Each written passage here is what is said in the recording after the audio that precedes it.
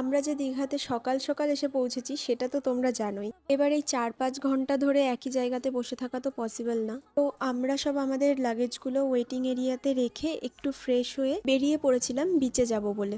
যে রাস্তাটা দিয়ে আমরা গেছিলাম সেটা আমাদের হোটেল থেকে বিচের শর্টকাট, আর রাস্তাটা ছিল অপূর্ব।